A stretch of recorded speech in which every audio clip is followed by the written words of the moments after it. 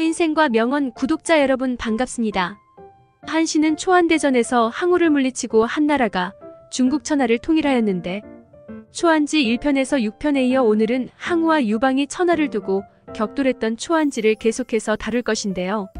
이번 시간에는 한신의 북벌과 유방의 전술전략 반관계 인문학 처세술을 역사와 인문학 유튜브에서 영상으로 보내드리겠습니다. 기존 정사 초안지 시리즈 6편에서 이어지는 내용입니다.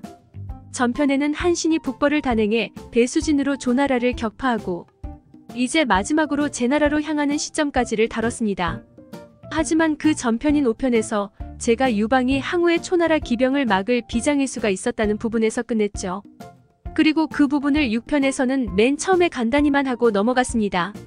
그래서 오늘은 그 간단히 넘어갔던 이야기에서 시작해서 한신이 북벌을 하는 동안 유방은 무엇을 했는지를 다루려고 합니다. 행성대전에서 패배한 유방 탈탈 털린 유방은 계속해서 도망갔고 초나라군은 유방이 있는 동쪽으로 진격해오죠. 그나마 5편에서 유방이 영포라는 장수를 항우에게서 배신시켜서 초나라는 이 영포를 상대해야 했고 항우는 장수 용절을 보내 영포와 싸우게 했죠. 그리고 항우는 영포의 싸움이 끝날 때까지 기다리기로 결정했고 이 틈에 유방은 시간을 벌 수 있었죠. 하지만 항우가 직접 오지 않았다 뿐이지 초나라군은 여전히 동쪽으로 유방의 한나라군을 밀어붙이고 있었습니다. 그리고 이것만으로도 유방은 위협적이었죠. 왜냐하면 이때 초나라군은 기병을 필두로 진격해왔기 때문인데 당시 유방은 팽성대전에서 주력이 다 박살나고 보병밖에 남아있지 않은 상태에 따라서 유방의 정예보병이 극상승 중인 초나라 기병을 상대하기에는 버거웠기 때문이죠. 때문에 유방은 위기감을 느꼈고 이를 타개하기 위해서는 자신 역시 기병을 육성해야 했죠. 그래서 유방은 기병대장 한 명을 임명해서 기병대를 키우려고 했는데 문제가 있었습니다. 기병을 잘 운용하는 장수가 생각보다 몇 없었던 것이었죠. 팽성대전에서 다 와해되기도 했고 기껏 후보를 뽑아도 진나라 출신이었기 때문에 병사들이 진나라라면 치를 떨어서 따르려 하지 않았기 때문이죠.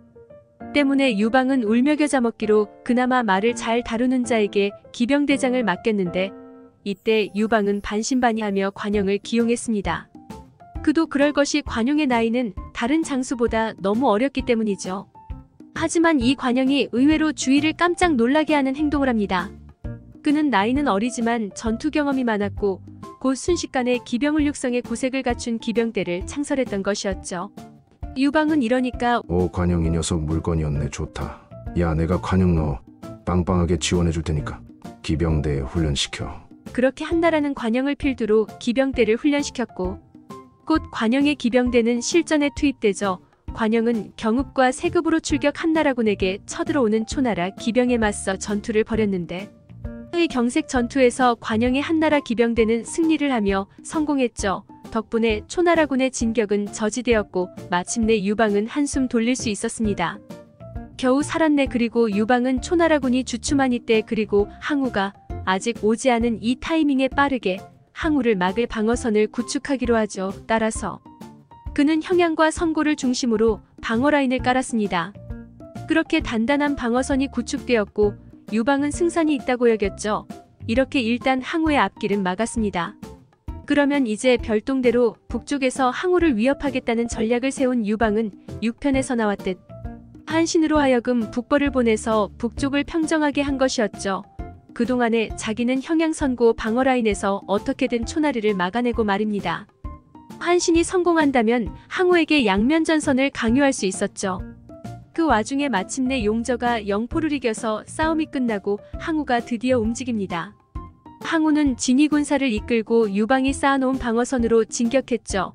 이때 유방은 형양에 머물면서 그래도 내가 우주방어선을 깔았으니 여긴 못 넘보겠지 하고 생각하고 있었습니다. 그러나 항우의 무력은 예상을 아득히 초월했죠. 그는 가는 곳마다 승리를 파죽지세로 진격했고 순식간에 유방이 있는 형량을 포위해 버렸던 것이었습니다. 유방은 당황했죠. 자신이 있는 곳이 포위되었으니 빠져나갈 길이 없었습니다. 벌써 계획은 틀어져 버렸죠. 그렇다고 성에서 나가서 항우를 공격할 수도 없던 게 항우에게 질 것이 뻔했기 때문이었습니다. 결국 싸움으로는 포위를 풀 수 없었죠. 상황이 이렇게 되자 장량은 다른 계책을 내놓습니다. 우리가 역시 저 항우를 이길 순 없군요. 그렇다면 전투는 진다고 가정하고 다른 곳을 노려야 합니다. 다른 곳 어디? 항우가 전투를 잘하는 것도 있지만 항우는 항우이 책사 범증이 계획한 대로 움직이고 있사옵니다. 그렇다면 범증을 항우에게서 떼어놓는다면 상황은 조금이라도 우리에게 유리해질 것이옵니다. 그래서 유방은 여러 대신들을 한자리에 불러놓고 어떻게 해야 범증을 항우에게서 떼어낼 수 있는가를 의논합니다. 그런데 여기서 진평이라는 사람이 아이디어를 내는데 이럴 땐 적을 이간질시키는 게 가장 좋습니다. 반간계를 쓰는 것이 어떻습니까? 반간계 어떤 류의? 항우는 의심이 많기로 유명하지 않습니까? 그런 사람 특징이 유치한 속임수에 잘 넘어가서 의심을 쉽게 한다는 겁니다. 그러면 제 말대로 하십시오. 일단 초나라에서 사신이 올 때를 기다리시죠. 그리고 사신이 오면 그 다음은 제가 이러저러하게 하겠습니다. 아시겠죠? 오 그래 그럼 그리하거라. 유방은 진평이 말한 대로 항우에게서 사신이 오기를 기다리고 역시 초나라에서 사신이 왔습니다. 항우가 이기고 있으니 동태도 정찰할 겸 사신이 온 것이죠. 안녕하세요. 나 초나라에서 온 사신이요. 유방을 만나고 싶소이다. 그러자 유방은 진평을 내보내서 사신을 맞이하게 합니다. 안녕하세요. 허 나는 진평이라오. 조금만 기다리면 유방폐하를 만나게 해주겠소이다. 일단 여기 산의 진미를 잘 차려두었소. 와서 드시오. 오감사 잘 먹을게요. 예. 근데 범증께서는 잘 지내시오. 예, 저는 항우폐하께서 보낸 사신인데요. 범증이 아니라.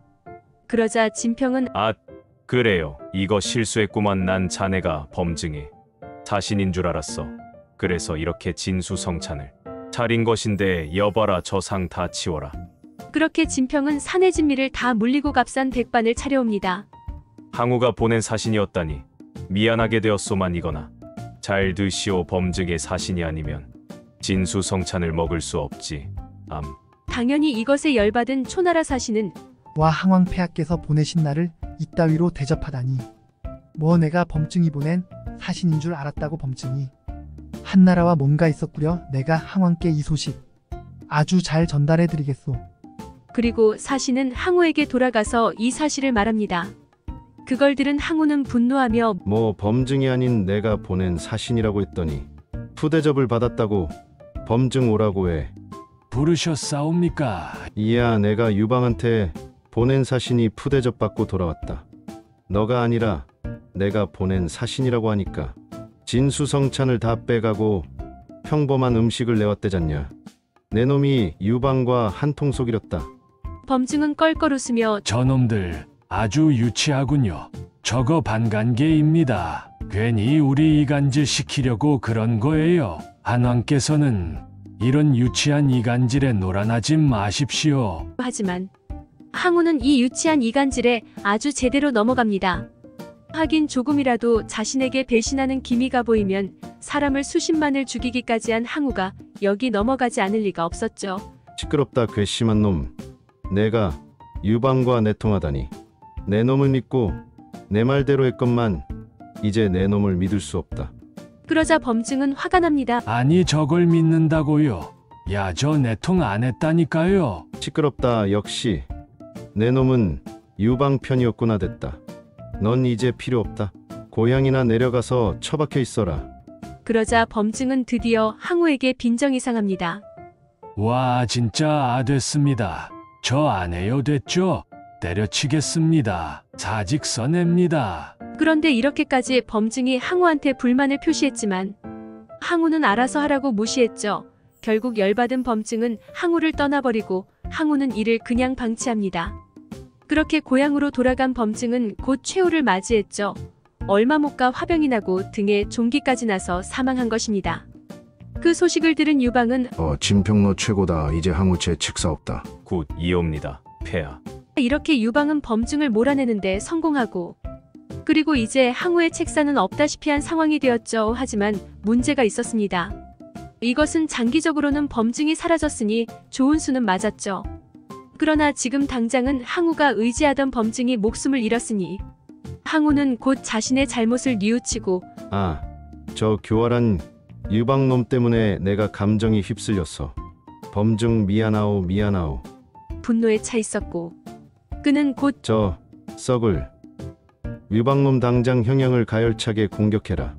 내 유방놈을 도륙을 내버리겠다. 하고 성을 매섭게 공격했죠. 무력 최강 항우가 맹공을 퍼붓자 형양성은 순식간에 곧 함락될 상황까지 놓입니다. 그러자 유방은 당황하여 아 이거 완전 역풍을 맞았는데 이대로면 나까지 잡혀 죽는다. 그냥 이 성에서 탈출하자. 하고 탈출을 결심하죠. 하지만 유방이 탈출하는 것을 보면 초나라군이 눈에 불을 켜고 잡을 게 뻔했습니다. 때문에 유방은 매우 난감했죠. 그런데 그때 귀신이라는 장수가 나서서 폐하 제가 희생하겠습니다. 제가 폐하의 모습으로 꾸며서 폐하인 척하겠습니다. 그렇게 제가 시간을 버는 동안 폐하는 뒷문으로 탈출하시죠. 하지만 그러면 내가 목숨을 잃는다. 그래도 제 한 몸 죽는 것보다 폐하께서 살아남아야 하지 않겠습니까? 그래야 천하를 통일하시죠. 그러니 너무 걱정 마십시오. 알겠다. 내 잊지 않으마. 그렇게 귀신은 유방처럼 꾸민 뒤 왕의 수레를 타고 나오며 식량이 떨어졌으니 나 유방은 항복하겠다. 하고 초나라군의 어그로를 끌었죠. 초나라군이 이에 기뻐하며 어수선해졌는데 그 틈에 유방은 측근들과 함께 몰래성을 빠져나갔습니다. 한편 귀신의 정체는 곧 드러났고 항우는 뭐야? 유방이 아니잖아. 유방 어딨어? 폐하께서는 이미 도망가신 지 오래다. 내 놈은 속아 넘어간 것이야.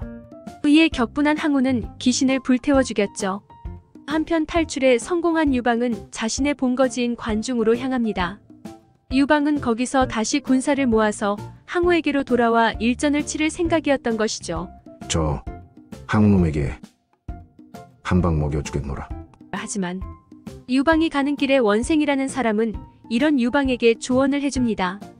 원생은 저 한왕 폐하 군사를 모아서 항우와 다시 일전을 벌일 생각이시라고요. 하지만 그건 좀 아닌 것 같습니다만. 그런데 뭣도 아닌 자가 갑자기 유방에게 이런 간언을 올리니 보통 왕이라면 뭐라고 너가니 보았냐 하겠지만 유방은 이 의견을 경청하여 왜냐? 어차피 항우와 1대1로 싸워봤자 가망이 없습니다. 항우를 상대하려면 머리를 써야죠. 관중으로. 가지 마시고 어디 남쪽에 적당한 방어진지를 찾아서 그곳에 머무르십시오. 그러면 항우가 소식을 듣고 그곳으로 올 것입니다. 그때 한왕폐하는 굳게 지키면서 농성만 하세요. 그러면 자연히 시간이 끌리고 형양과 선고 쪽 우리 군사들은 휴식을 취할 겁니다. 그 사이 한신이 북벌을 완료하면 항우는 양면전선에 휩싸이게 되는 거죠. 항우는 그렇게 되면 막아야 할 곳이 많아지니 피로도가 쌓입니다. 반면 우리 군은 꿀같은 휴식을 취하고요. 그때 다시 형량으로 가시면 됩니다. 오, 이 말이 옳다. 이를 옳다고 여긴 유방은 관중 대신 남쪽에 있는 방어진지인 완으로 향했죠. 그렇게 완에서 방어선을 구축하고 유방은 기다렸고 그 소식을 듣자 항우는 유방놈이 완으로 내 당장 그곳으로 달려가. 저놈을 부숴버리겠다. 하고 완으로 달려왔습니다. 그리고 항우는 그곳에 맹공을 퍼부었죠. 하지만 유방의 계책이 들어맞게 됩니다. 아무리 항우라도 단단한 요새인 완에 자리 잡은 유방군은 쉽게 뚫리지 않았죠. 게다가 유방은 나가 싸우려 하지도 않았으니 시간은 더더욱 끌리고 있었습니다. 한편 항우는 초조해지죠. 이대로면 자신의 보급선만 길어져 식량 문제에 차질이 생기게 되니 말입니다. 하지만 항우는 그래도 보급선이 그때까지 유지는 되고 있던 상황이었는데 그런 그에게 청천벽력 같은 일이 생깁니다. 이 무슨 일인지 갑자기 초나라의 보급선이 누군가에 의해 파괴되고 심지어 초나라 중심부까지 공격받고 있다는 소식이 들려온 것이었죠. 이게 무슨 일이었을까요? 바로 팽월이라는 사람이 뒤에서 초나라를 공격하고 있던 것이었습니다. 팽월 이건 뭐 뜬금없는 자식 저놈이 내 보급로를 공격하네. 이 팽월이 누구냐? 그는 본래 수적대 중 하나였는데 리더십이 있어서 군대를 이끌고 거병하여 진나라를 무너뜨리는데 나름대로 공헌한 사람이었습니다. 하지만 항우가 진나라를 정벌하고 진나라 땅을 나눠줄 때 팽월에게는 땅을 나눠주지 않았죠. 때문에 팽월은 항우에게 적개심을 품고 유방에게 귀순한 상태였습니다. 그리고 그는 항우 뒤편에 머물면서 군사를 거느리고 항우에게 복수할 때를 기다리고 있던 터였는데 그러다가 유방이 지금 완에서 항우와 대치하고 있으니까 팽월은 이때를 노리고 항우의 본거지인 초나라로 진격한 것이었죠. 그리고 초나라의 보급로를 모조리 끊어놓으며 항우 군대가 밥을 먹지 못하도록 만들고 있었습니다. 때문에 항우는 뭐 이런 날벼락 같은. 그럼 저 팽월놈 잡으러 동쪽으로 갈 수밖에 없잖아. 별 수 없다. 여봐라, 선고를 맡길 테니 선고를 단단히 지키고 나는 잠시 팽월을 무찌르러 다녀오겠다. 하고 완에서 떠났죠. 그렇게 선고는 종공이라는 사람이 지키게 되었습니다. 그런데 유방은 사실 항우만 없으면 크게 용맹도 없는 장수도 아닌 종공 정도는 가뿐히 무찌를 수 있었죠. 그래서 유방은 냉큼 완에서 빠져나와 선고로 진격 손쉽게 그곳을 빼앗았죠. 한편 아직 형양은 포위되었던 상태였습니다. 결국 항우는 아직까지도 유방 방어 라인의 핵심인 형양 선고 둘 다 점령을 못한 것이었죠. 그래도 항우는 빠르게 팽월을 격파하고 돌아왔습니다. 하지만 선고가 다시 넘어간 걸 알자 항우는 분노했고 이 싸움도 제대로 못하면서 잔머리만 쓰는 저 천하의 잡것 오냐. 내가 전투력을 풀로 발휘해서 죄다 함락시켜주마 하고 각성합니다. 그리고 항우는 갑자기 무쌍을 찍게 되죠. 이번에는 빠르게 형량을 쳐서 드디어 함락시키고 선고까지 다시 빼앗은 것이었습니다. 순식간에 이제 항우는 유방의 본거지 관중으로 진격하면 유방을 절단낼 수 있는 상황이 되죠. 때문에 유방은 매우 당황했습니다.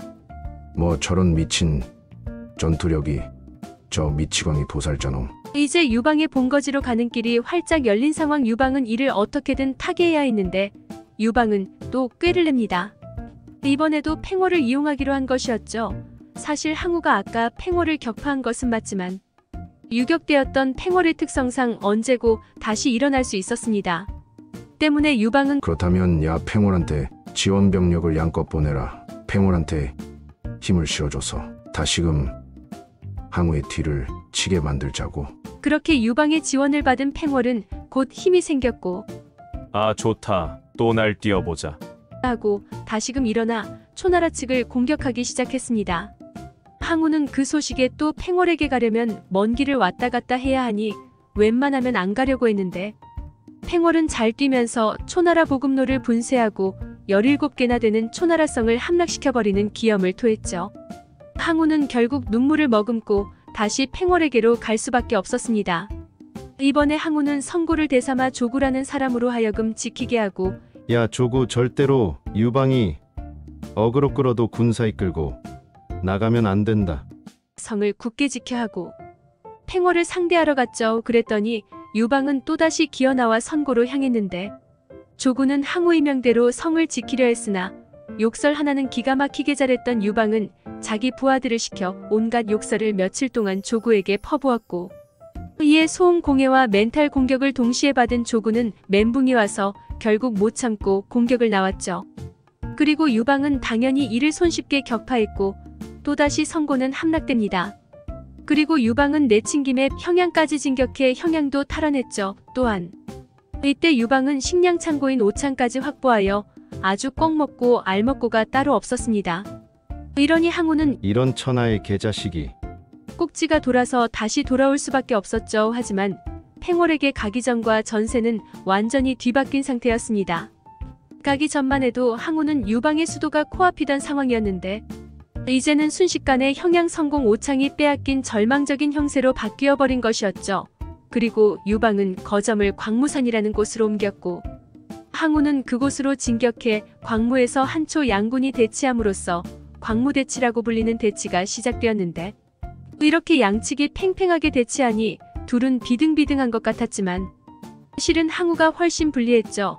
왜냐하면 아까 유방은 선고를 먹는 겸사겸사 식량창고 오창도 점령했기 때문에 밥은 그나가 배불리 먹을 수 있던 반면 항우는 계속 팽월이 날뛰면서 보급로가 파괴되었기 때문에 쫄쫄 굶을 수밖에 없었기 때문이었죠. 한편 이때쯤 북벌을 하고 있던 한신은 제나라에 도착했습니다. 한신이 북벌을 거의 다 성공한 것이었고 마지막 제나라를 남겨두고 있던 것입니다. 만일 한신이 제나라를 정벌하고 북벌에 성공한다면 이제 항우는 유방과 한신 양면에서 포위되는 상황. 과연 한신은 제나라를 정벌할 수 있을까요? 의는 다음 편에서 계속됩니다. 인생과 명언 오늘의 영상은 여기까지입니다. 이 영상이 도움이 되셨다면 구독과 좋아요, 알람 설정 부탁드립니다. 시청해주셔서 감사합니다. 계속적으로 역사와 인문학에 관한 다양한 영상을 보내드리겠습니다. 다음 영상에서 또 만나요.